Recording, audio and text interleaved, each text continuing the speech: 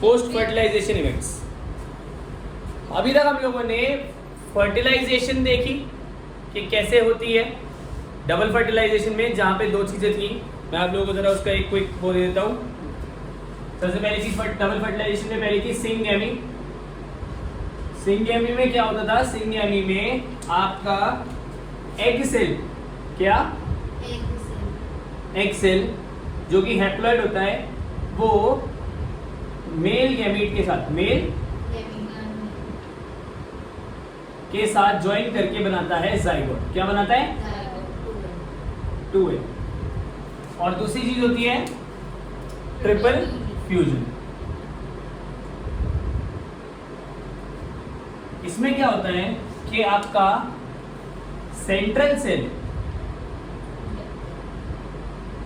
जो कि आपका 2N होता है, डाइप्लॉइड होता है, और मेल गैमीट, दो मेल गैमीट्स आते हैं, ये दोनों साथ मिलके बनाते हैं जो कि N होता है, ये 2N plus N 3N primary endospermic nucleus.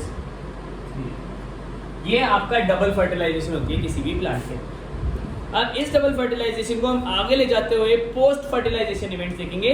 Post fertilisation में देखेंगे क्या क्या चीज़ें बनती हैं, क्या क्या चीज़ें नहीं बनती हैं। ठीक है, तो सबसे पहले पोस्ट फर्टिलाइजेशन में आप लोग डालेंगे टॉपिक एंडोस्पर्म। क्या डालेंगे? Endosperm.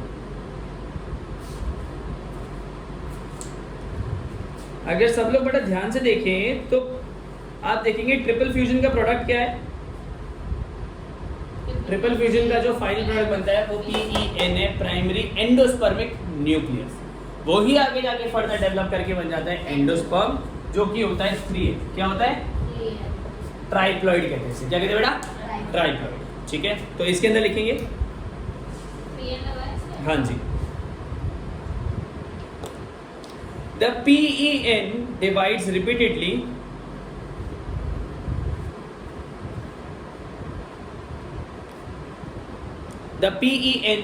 repeatedly and form endosperm tissue.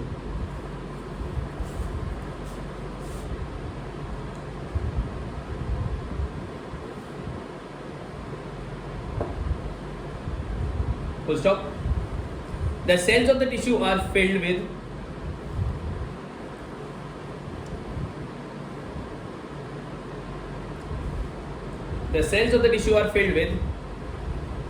reserve food materials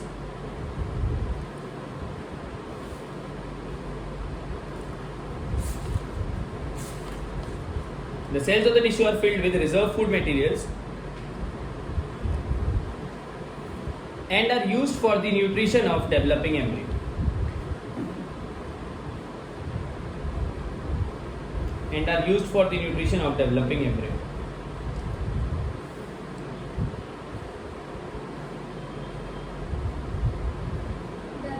developing embryo. क्या हुआ? PEN जो है वो एंडोस्पर्म बना और इसके सेल जो है वो न्यूट्रिशन प्रोवाइड करते हैं किसको? एम्ब्रियो को। एम्ब्रियो किसको? एम्ब्रियो ही आगे जाके सीड बन रही है। क्या बन रही है? सीड बन रही है। तो ये जो PEN है वो तो एंडोस्पर्म बन गया। ये पहले आता है। पहले क्यों आता है? क्योंकि भाई इसको जाके अपने आप को रखना है वहां पे। अपने आप को क्यों रखना है? क्योंकि जब ये जाइगोट जो है एम्ब्रियो बन जाएगा तो खाना कौन देगा उसे? तो ये पहले होना चाहिए ना। खाना देने वाला पहले नहीं होगा, वो डेवलप कैसे करेगा? तो पहले डेवलप करता है PEN और फिर वो एम्ब्रियो जब डेवलप करना शुरू करता है उसे न्यूट्रिशन प्रोवाइड करता है। क्या करता है? Nutrition provide. ठीक है, इसके आगे इसमें इसके दो टाइप के एग्जांपल्स होते हैं एंडोस्पर्म के। एक फ्री न्यूक्लियाई और दूसरा सेल्यूलर एंडोस्पर्म। दो टाइप के होते हैं। देखो यहाँ पे लिख रहा हूं मैं, फ्री न्यूक्लियर एंडोस्पर्म और cellular endosperm.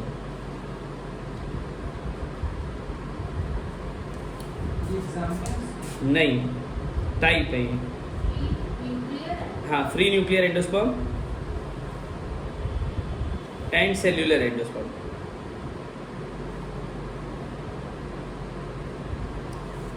Free nuclear endosperm में आप लोगों को एक एग्जांपल बताया, तो ये किस कहां पे देखा जाता है? वाटर इन टेंडर कोकोनट, नाम सुना है टेंडर कोकोनट का? टेंडर कोकोनट क्या होता है? हरा वाला, हरे वाला कोकोनट होता है टेंडर कोकोनट। उसके अंदर जो पानी होता है वो क्या है? PEN है, ठीक है। और उसके ऊपर मलाई मलाई सी होती है, अंदर क्या है? कोकोनट देखा है? खोल के कोकोनट अगर आप गोला भी देखोगे, कुछ भी देखोगे तो व्हाइट कलर की, मतलब इसमें टेंडर कोकोनट है, व्हाइट कलर की वो होती है मलाई टाइप चीज, उसको हम कहते हैं व्हाइट कर्नल। ये सेल्यूलर एंडोस्पर्म क्या होता है? Cellular endosperm.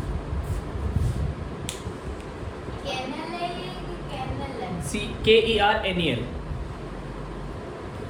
आगे देखिए, अब यहाँ पे तो कोकोनट में तो एंडोस्पर्म बच गया। असली में क्या होता है, मतलब असली में तो ये भी है, बट ज्यादातर क्या होता है कि एंडोस्पर्म का काम है उसको न्यूट्रिशन देना। तो न्यूट्रिशन देते देते देते देते देते ऐसा होता है कि पूरा का पूरा एंडोस्पर्म जो है वो यूटिलाइज हो जाता है। क्या हो जाता है? यूटिलाइज, ठीक है। तो लिखें, इन सम सीड्स, सम एम्ब्रियोज, हाँ एंडोस्पर्म में, in some embryos endosperm is completely consumed।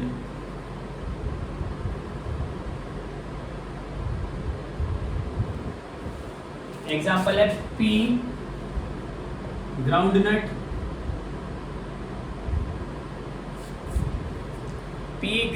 Beans, ये सारे कंप्लीटली कंज्यूम हो जाते हैं, इनके अंदर एंडोस्पर्म नहीं दिखता। जब ये डेवलप हो रहे होते तब लिखें बिफोर, इसी के आगे एग्जांपल के आगे, बिफोर सीड मैच्योरेशन, बीन्स फली, बिफोर सीड मैच्योरेशन। आगे लिखिए नेक्स्ट पॉइंट में, इट में even persist in mature seeds, हाँ नेक्स्ट पॉइंट में, it may even persist in mature seeds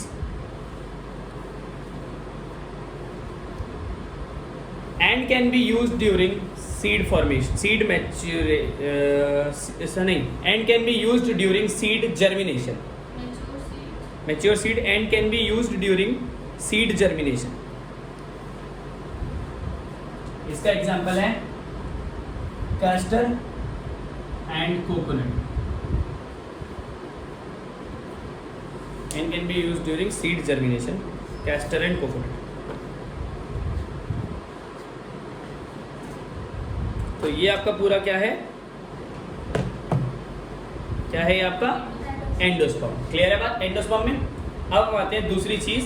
पहली चीज तो प्राइमरी एंडोस्पर्म में निकले था, एंडोस्पर्म बन गया। दूसरी चीज जो होती है वो होती है जाइगोट, जो है वो फर्दर डिवाइड करते हैं और बन जाता है एम्ब्रियो। क्या बन जाता है? एम्ब्रियो। तो अगला टॉपिक है एम्ब्रियो। हाँ जी, पोस्ट फर्टिलाइजेशन इवेंट में second part.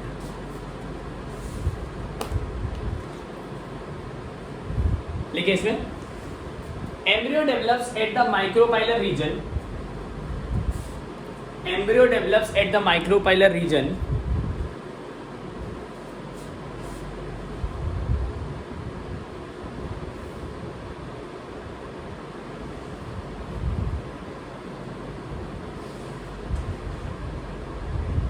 micropylar region of the embryo sac।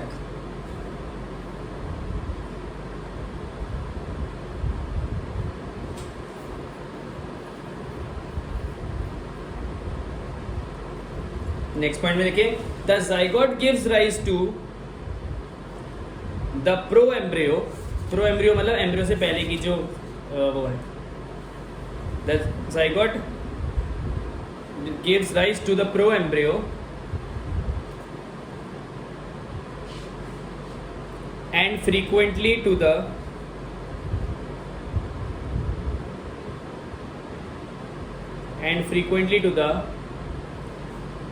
globular, GLOBULAR, globular, heart-shaped, globular, heart-shaped and mature embryo।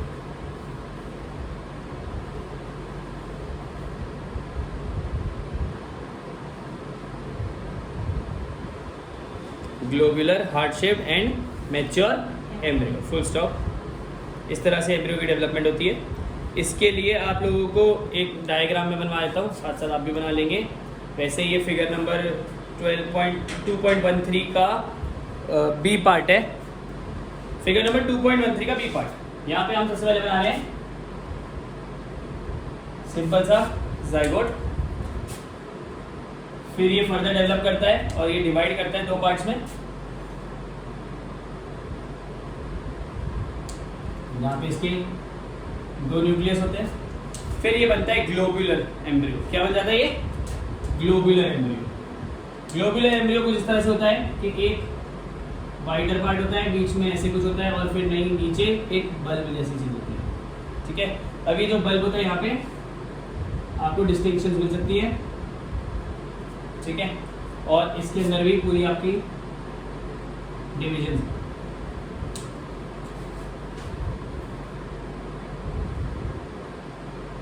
Globular वाला जो है वो फर्दर डिवाइड करता है और बनाता है आपका हार्ट शेप्ड एम्ब्रियो। क्या बनाता है?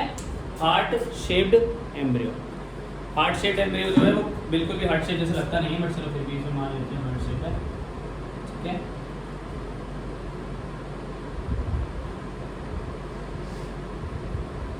ऐसे करके कुछ बनेगा और यहाँ पे क्या कार्टून जैसा? कौन से कार्टून जैसे? ये हार्ट शेप है। हाँ,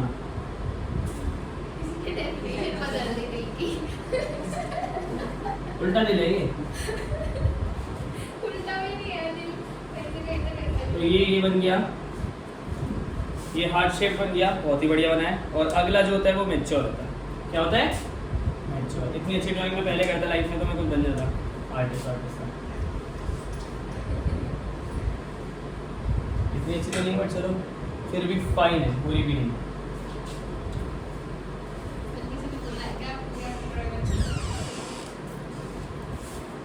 किसी ने क्या बोला है कि मेरी ड्राइंग अच्छी है? मतलब किसी ने आपको बोल दिया क्या कि ड्राइंग अच्छी नहीं है? ओहो, मुझे पता नहीं है। बोलने की बात तो तब होती है जब मुझे पता ना। तो मेरे वाले से बना दे, ज़्यादा अच्छा बनाना है इनसे। सब देख रहे हैं और फिर उस पर इग्नोर कर रहे हैं। यही हो रहा है ना?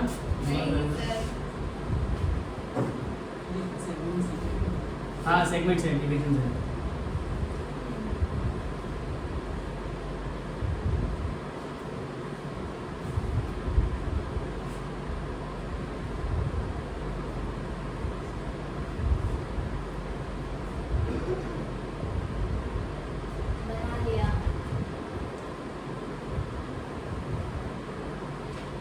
जो ये वाला जो पार्ट होता है इसे हम कहते हैं suspensor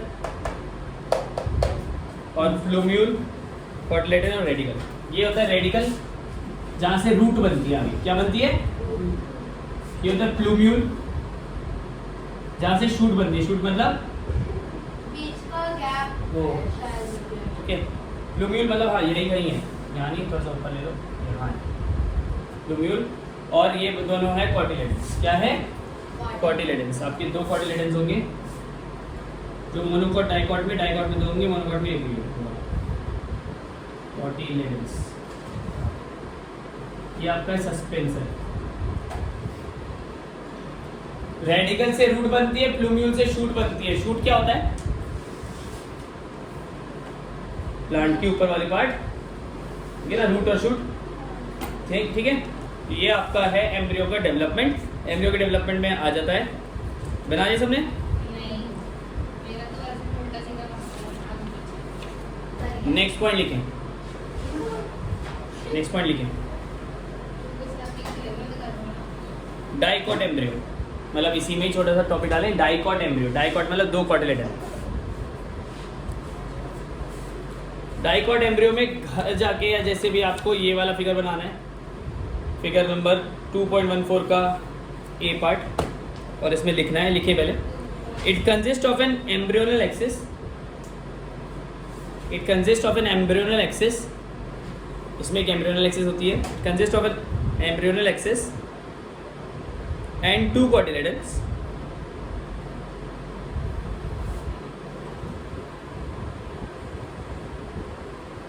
and two cotyledons.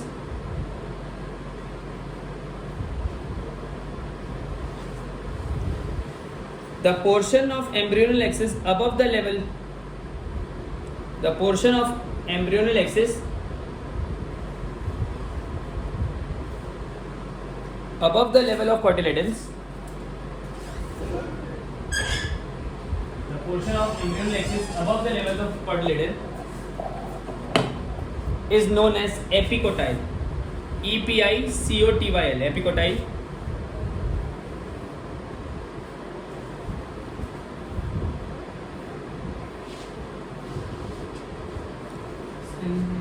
EPICOTYL, epicotyle, which terminates with the plumule. Which terminates with the plumule.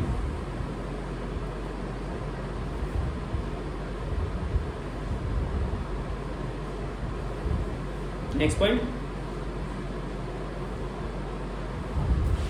Below the cotyledons is hypocotyle. Below the cotyledons is hypocotyle. Cotyledons के ऊपर की साइड एपिकोटाइल है, नीचे की साइड हाइपोकोटाइल है.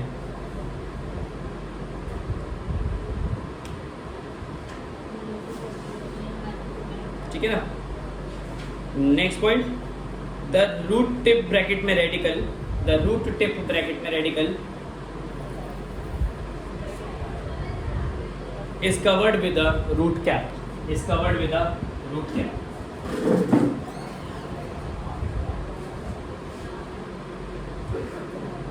Is covered with a root cap. ले रहे बात? इसका डायग्राम बनाएंगे हम लोग, इसको लिखेंगे बाद में. दूसरा लिखिए monocot embryo.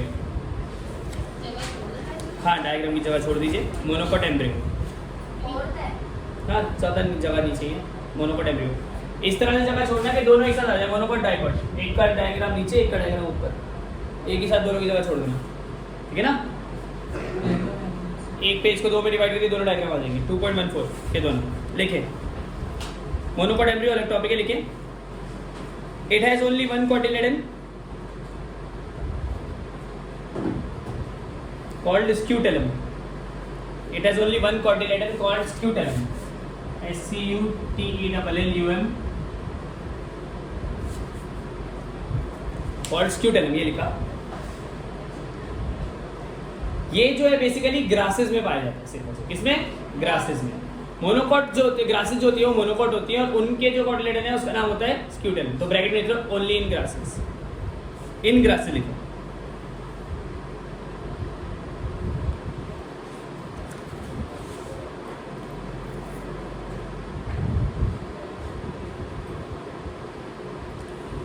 The root cap slash radical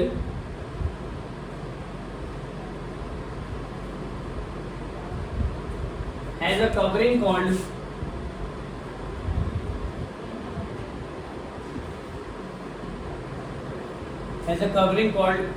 coleorrhiza. COLEORRHIZA, double Z नहीं Z. कोलिरिजा.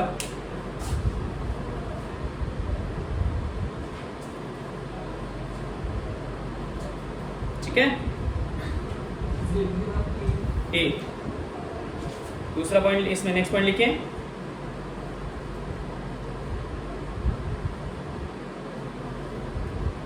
The shoot apex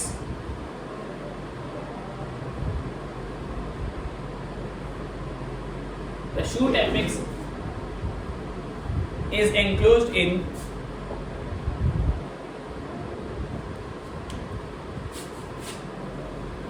coleoptile. The shoot apex is enclosed in the coleoptile. ठीक है. तो बेसिकली इसमें दो कवरिंग्स होती हैं. ग्रास, तो इसमें ग्रास का बनाने को आएगा तो भी आप 2.14 का भी बनाओगे, और अगर आपको मोनोकॉट का आएगा तो भी यही बनाओगे. इसमें क्या है, दो चीज़ें आप देख सकते हैं. एक तो स्क्यूटेलम होता है यहाँ पे, ये आपका कोटिलेडन है. कोटिलेडन मतलब मेन जिसमें खाना है किसी भी सीड का. ठीक है. और कोलियोप्टाइल और कोलिरिजा दो चीज़ें होती है. कोलियोप्टाइल जो है वो आपके जो शूट है, मतलब जो प्लांट का ऊपर वाला पार्ट है, उसको प्रोटेक्ट करने के लिए कवरिंग है, और कोलिरिजा जो है प्लांट के रूट को प्रोटेक्ट करने के लिए. तो रूट कैप को अलग चीज़ कवर करती है, शूट कैप को अलग चीज़ कवर करती है, जिससे कि वो डैमेज ना हो ग्रोइंग. ठीक है. कोलियोप्टाइल और कोलिरिजा, ये हमारा एम्ब्रियो और एंडोस्पर्म.